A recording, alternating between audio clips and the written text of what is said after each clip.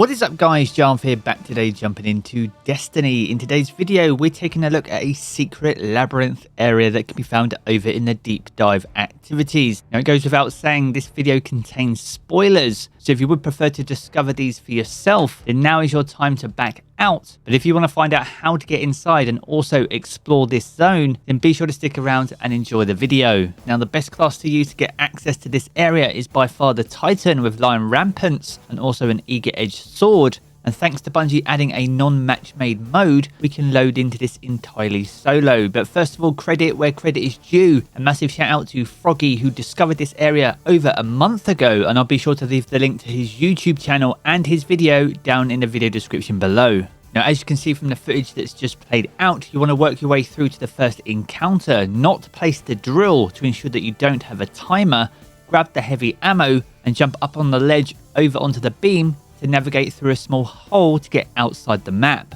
Now from here you want to navigate around the outside of this area. Another thing to bear in mind, alongside the Lion Rampants and the Eager-Edged Sword, a Stasis subclass is preferable, and also Catapult Lift to ensure you're maximizing your Rampants, which will be absolutely key when it comes to doing a little bit of sword flying. Now once you land in this safe spot, you can wait here for around 5 seconds to create a spawn point.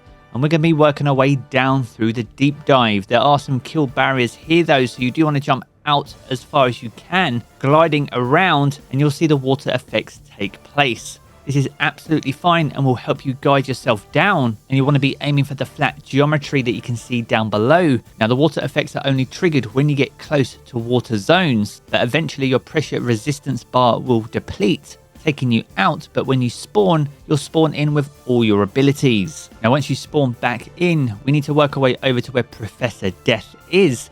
We can do this via Titan flying. To do this, you'll need to tap jump twice, followed by swiping your sword. So it'll be jump, jump, swipe, jump, jump, swipe, and you'll want to repeat that until you reach the other side. Now from here, we're going to work our way over to this wall. One member of the fire team will spawn in the Wrathborn Sink load zone. Now whilst in this load zone, you need to let the pressure resistance take you out, and a member of your fire team needs to res you while still in the previous load zone. Now once you've been respawned, you'll want to head slightly to the left hand side here. Now you'll need to aim between the big bubble that you see through the wall and some of the black marks on the wall itself. If done correctly, it should load in a brand new zone whilst keeping you outside the map. If for any reason it takes you out, do not respawn yourself, let the member of your fire team pick you up, and this will spawn you back outside the map with the new load zone fully loaded. Now from here you want to follow the route that I'm taking. As before, whenever you get a resistance pressure meter, you can let this deplete, and whilst this will take you out, you'll naturally respawn with your full abilities each and every time. There are some important jumps that you need to make sure to time these correctly and anticipate when you're going to be entering a water zone. Fundamentally though, we are working our way outside the map, which has spawned in a brand new zone as a result of the actions we just took. Now as you begin to reach the end of this area, we are going to be dropping down, and you'll see some small water effects on the left which allow us to remove the pressure resistance debuff. As we fall through this though, you will fall quite fast, so you'll need to anticipate this and try and grab onto the coral the best you can using your Eager-Edged Sword. Now whilst on this coral, we need to go underneath and back up inside the map, and we're effectively entering a room that is only partially loaded. Now once inside this room, we are going to be racing the spawn of the door that you can see right here.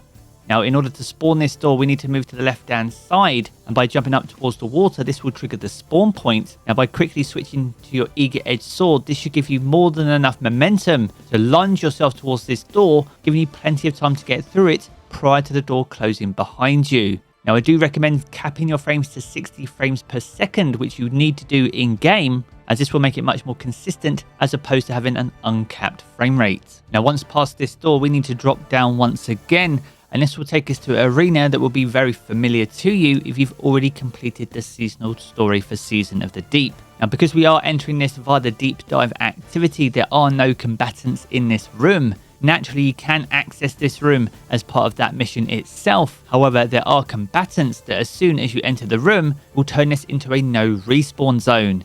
That makes it impossible to leave this room without getting pulled back into the main arena. That is why we need to load into deep dive But we're not staying in this room for very long. As we work our way over towards the back of the room and climb on these ribs, we can get onto this ledge. And whilst up here, there's a conveniently placed hole, once again allowing us to get back outside the map. Now once you've made it through, we're going to be climbing on this geometry and trying to get as much height as we possibly can. That's easier said than done, as half the geometry is transparent and see-through. So it will take a bit of time and patience to climb all the way to the top. But once there, you'll see a new structure in the distance. And we're going to be Titan flying once again across this massive ravine. You can use your stasis super as well, which is great for distance as well as getting a little bit more height. But by using sword flying and your super, it should make it very easy to cross this ravine. And once on the other side, we are very close now to this secret labyrinth arena.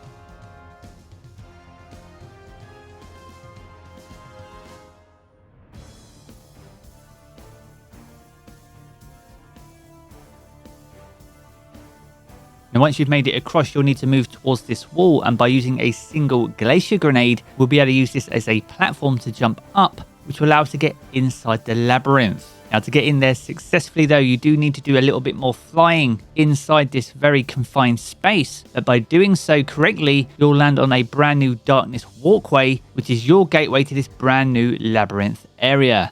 Now from here on out, I'm going to leave a few minutes of footage of me exploring this zone. There are 4 clearly coloured zones, all with their own unique statues and architecture. Naturally, if you have any thoughts on when we might be able to access this or what it could be used for, then as always, be sure to sound off down in the comments below.